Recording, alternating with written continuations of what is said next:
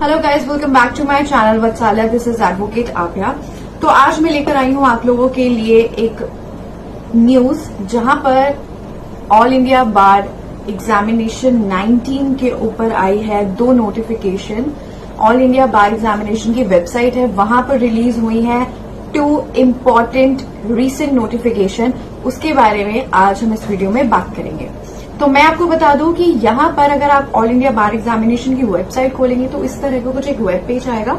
उस web page को अगर आप स्क्रॉल डाउन करेंगे तो यहाँ पे अगर आप देखेंगे तो यहाँ पे अपडेटेड नोटिफिकेशन का एक ऑप्शन है। Updated notification superseding notification dated 23 सितंबर 2024। मैंने आपको लास्ट वीडियो में बताया था कि सुप्रीम कोर्ट में हाल ही में अपने डिसीजन में फाइनल ईयर लॉ स्टूडेंट्स के लास्ट सेमेस्टर के जो स्टूडेंट्स हैं उनको मौका दिया है ऑल इंडिया बार एग्जामिनेशन 19 में अप्लाई करने का और एग्जाम में अपीयर होने का। तो उसी के रिगार्डिंग ऑल इंडिया बार एग्जामिनेशन ने नोटिफिकेशन रिलीज करी है। अब हम इन नोटिफिकेशंस को डिस्कस करेंगे कि क्या इस नोटिफिकेशन में कहा गया है। उससे पहले मैं आपको बता दूं कि आप लोगों को ये जानकारी होगी कि ऑल इंडिया बार एग्जामिनेशन का जो सिलेबस है वो रिवाइज होकर अपडेट हो चुका है, जहां पे ओल्ड और न्यू क्रिमिनल लॉस दोनों आएंगे। तो गाइज, अगर हम ऑल इंडिया बार एग्जामिनेशन की वेबसाइट पर ये सेकेंड नोटिफिकेशन डाउनलोड करें जहां पर लिखा हुआ है important instructions regarding the registration process for AIB 19 as per revised guidelines, तो यहाँ पर एक बार हम नोटिफिकेशन देख लेते हैं नोटिफिकेशन में क्या क्या है। यहाँ पे लिखा हुआ है कि ये जो नोटिफिकेशन है, ये जो जितने भी इंस्ट्रक्शंस है वो स्पेसिफिकली जो रजिस्ट्रेशन प्रोसेस है वो इन स्टूडेंट्स के लिए है। वो कौन से स्टूडेंट्स हैं? एक तो है फाइनल सेमेस्टर लॉ स्टूडेंट्स। मैंने आपको बताया था कि जितने भी फाइनल ईयर लॉ स्टूडेंट्स हैं, चाहे वो 3 ईयर LLB कर रहे हैं या फिर 5 ईयर LLB कर रहे हैं, तो अगर 5 ईयर कर रहे हैं तो 10th सेमेस्टर में जो है, और अगर 3 ईयर कर रहे हैं तो जो 6th सेमेस्टर में है, उनके लिए ऑल इंडिया बार एग्जामिनेशन का रजिस्ट्रेशन प्रोसेस जो है वो खुल चुका है।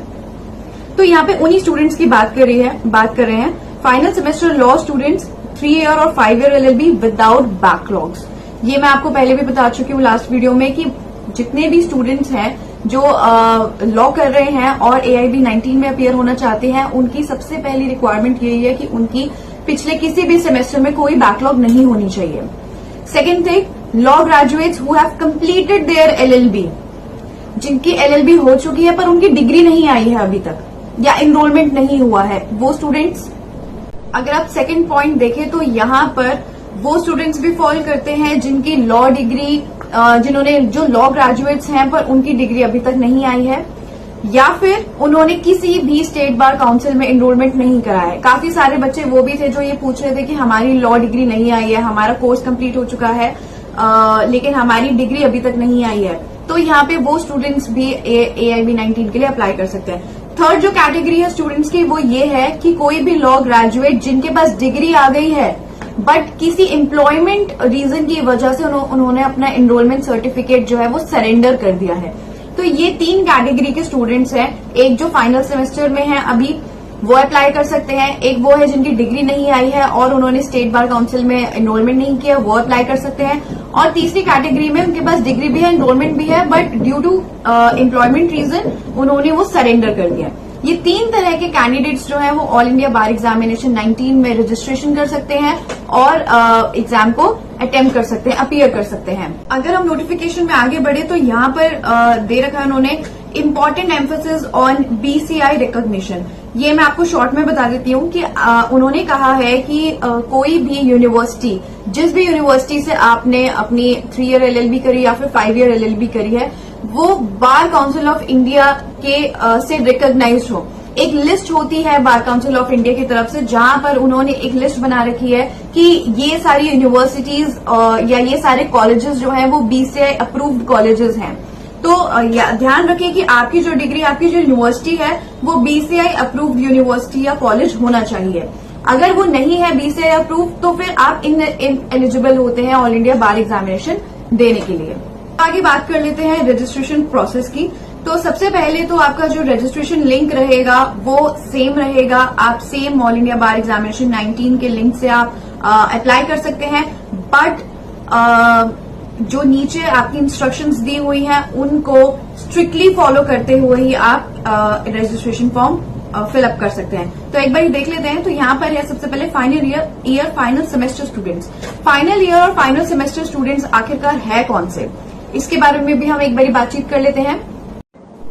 तो गाइज यहाँ पे एक तरह से आप एक अंडरटेकिंग मान लीजिए कि एक अंडरटेकिंग है जो सबमिट करनी होगी फाइनल ईयर फाइनल सेमेस्टर के स्टूडेंट्स को, जहां पे उनको ये चीज कहनी होगी, ये चीज लिखनी होगी that I am a final year या फिर final semester law student.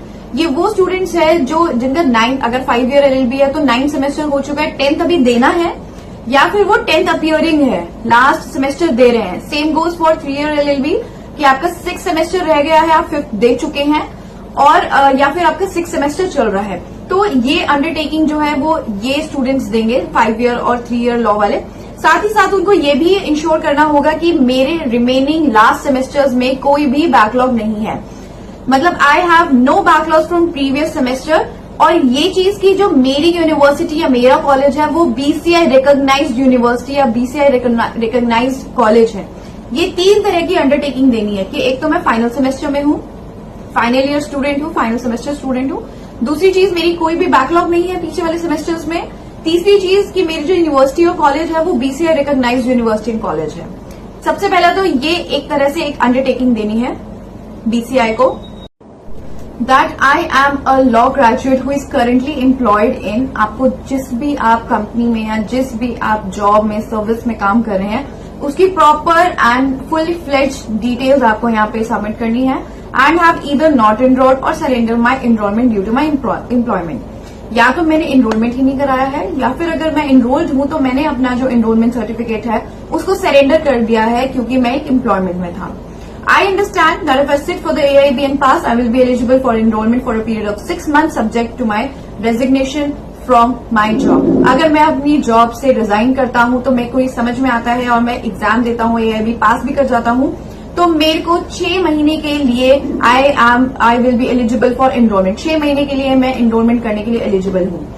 I further understand that after this 6 month period, इन 6 महीने बाद मेरे को फिर से AIB में रीअपियर करना होगा अगर if I wish to continue practising law. अगर मुझे लॉ ही प्रैक्टिस करनी है, उसको ही कंटिन्यू करना है, तो मैं समझता हूं कि आगे जाके मुझे 6 महीने बाद AIB में दोबारा से अपीयर करना है। और सेम चीज I confirm that my institution is a BCI approved, BCI recognised university, BCI approved college which is affiliated with BCI recognised university. Same undertaking देनी है। आपको अपनी लैंग्वेज का जो फॉर्मेट है वो यही लिखना है, सेम फॉर्मेट सेम लैंग्वेज। अब आगे देखते हैं, फिर से एक काफी ज्यादा एम्फोसाइज दिया हुआ इसी बात पे that it is mandatory that all candidates ensure their university और college is BCI recognised university और college. The Bar Council of India strictly enforces this eligibility requirement and non-compliance will lead to the rejection of your application. आप देखेंगे कि आपको ये चीज confirm करनी है कि जो आपकी यूनिवर्सिटी या कॉलेज है वो BCI एफिलिएटेड यूनिवर्सिटी और कॉलेज होनी चाहिए। BCI हर साल एक लिस्ट निकालती है जिस लिस्ट में हर टेन्योर के लिए कौन से कॉलेजेस यूनिवर्सिटी हैं जो BCI एफिलिएटेड होते हैं, BCI रिकॉग्नाइज्ड होते हैं। तो ध्यान रखिए कि आपकी यूनिवर्सिटी या कॉलेज भी BCI रिकॉग्नाइज्ड हो, क्योंकि अगर नहीं होगी तो इससे आपकी जो एप्लीकेशन है वो रिजेक्ट हो सकती है। क्योंकि आजकल ना काफी सारे स्कैम्स चल रहे हैं, काफी सारी universities college without BCI recognition courses चला रही है बच्चों के लिए और काफी ज्यादा एडमिशंस लेते हैं। फिर बाद में पता चलता है जब एनरोलमेंट नहीं होता, आप एग्जाम में अपीयर नहीं कर पाते, तब पता चलता है कि जो हमारी यूनिवर्सिटी थी वो तो BCI अप्रूव्ड कॉलेज ही नहीं था, BCI अप्रूव्ड यूनिवर्सिटी नहीं थी। तो इस बात का मेजरली ध्यान रखिए कि आपकी जो यूनिवर्सिटी और कॉलेज है वो BCI रिकॉग्नाइज्ड हो, नहीं तो आप एप्लीकेशन जो आपकी है वो रिजेक्ट हो जाएगी। बहुत स्ट्रिक्टली यहाँ पे दिया हुआ है, काफी बार मेंशन किया हुआ है, ऊपर भी, फिर हर अंडरटेकिंग में भी, और फिर अब भी कितनी बार इसी बात का जिक्र किया हुआ है। तो ध्यान रहे, सतर्क रहे कि आपकी यूनिवर्सिटी है वो सही हो। आगे देखिए, तो आपने जो ये अंडरटेकिंग बनाई है, सबसे पहले आपको एक पेपर पे अंडरटेकिंग लेनी है, अपने सिग्नेचर वगैरह करने हैं। दूसरी बात, ये अंडरटेकिंग इसी फॉर्मेट में आपने डाउनलोड करनी है। जो AIB वेबसाइट है वहां से ये आपको मिल जाएगी, और अगर आप last page of application form जाए तो वहां पर आपको अंडरटेकिंग दिखेगी। तो सेम उस अंडरटेकिंग को डाउनलोड करना है, अपना फॉर्म फिलअप करना है, उसके बाद अपलोड करना है। दोबारा से आपको वेबसाइट पे एक स्कैन्ड कॉपी अपलोड करनी है जहां पे आपकी सिग्नेचर होंगे कि yes I am giving this undertaking. और अगर आपके पास एनरोलमेंट सर्टिफिकेट है तो आपको एनरोलमेंट सर्टिफिकेट के साथ उसकी भी एक स्कैन कॉपी और जो अंडरटेकिंग है उसकी भी एक स्कैन कॉपी दोनों अपलोड करनी है। और यहाँ पे भी कोई मोबाइल फोटो अपलोड नहीं करनी है, आपको स्पेशली स्कैन करना है, स्कैन्ड कॉपी अपलोड करनी है। तो अगर आप फाइनल सेमेस्टर के स्टूडेंट हैं तो आपको अभी तक की 1 to 9 सेमेस्टर तक की जितनी भी मार्कशीट्स हैं वो अपलोड करनी है। अगर आप 3 ईयर एलएलबी हैं तो 1 to 5th सेमेस्टर की, क्योंकि 6th तो आप अपीयर कर रहे हैं या फिर 10th अपीयर कर रहे हैं, तो पुरानी जितनी भी मार्कशीट्स हैं वो अपलोड करनी है, जिससे पता चले कि आपकी कोई बैकलॉग नहीं है। अगर आपकी एग्जाम्स हो चुके हैं, सेमेस्टर कंप्लीट है, लेकिन आपकी डिग्री नहीं आई है, तो आपको सारे सेमेस्टर्स की मार्कशीट्स जो है वो स्कैन करके अपलोड करनी है, 1 to 10 एंड 1 to 6। तो यहाँ पे अगर लास्ट में देखें तो सेम चीज लिखी हुई है कि आपकी जो यूनिवर्सिटी है वो बीसीए रिकॉग्नाइज होनी चाहिए, आप एक बार चेक कर लेना। ये सारी चीजें आपको एक मिसलेनियस इंपॉर्टेंट इंस्ट्रक्शंस दे रखी है। गाइस, ये थी इस नोटिफिकेशन के बारे में सारी इन्फॉर्मेशन। तो अब आपको पता चल गया होगा कि कौन कौन से कैंडिडेट्स हैं वो अप्लाई कर सकते हैं, आप किस कैटेगरी में फॉल करते हैं और आपको किस तरह से किस फॉर्मेट में आपको अपनी अंडरटेकिंग अपलोड करनी है, कौन से सेमेस्टर्स की मार्कशीट आपको अपलोड करनी है। जो भी है वो स्कैन कॉपी होनी चाहिए, कोई भी मोबाइल फोटो क्लिक नहीं होना चाहिए।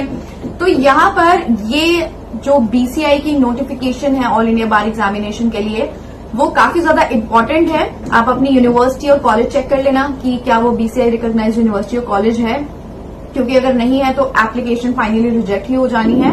और अगर आप लोगों को ये लगता है कि जो एग्जामिनेशन है वो डिले होगा तो इस चक्कर में ना पड़िए, आप अपनी प्रिपरेशन को कंटिन्यू रखिए, क्योंकि अभी कुछ पता नहीं है। काफी सारे मतलब फर्स्ट टाइम ऐसा हुआ कि ऑल इंडिया बार एग्जामिनेशन में इतने चेंजेस आए हैं और इतनी सारी नोटिफिकेशंस हैं, तो बिल्कुल भी कंफ्यूज होने की जरूरत नहीं है। आप अपना बस कैटेगरी देख लीजिए, अपना फॉर्म फिलअप करें और अपनी तैयारी शुरू करें। So guys, thank you for watching this video. Please subscribe to my channel Vatsalya and do share this video. और यहाँ पे प्लेलिस्ट है, आप इन प्लेलिस्ट को जाके चेक कर सकते हैं, इन वीडियोस को जाके चेक कर सकते हैं। Thank you so much for watching.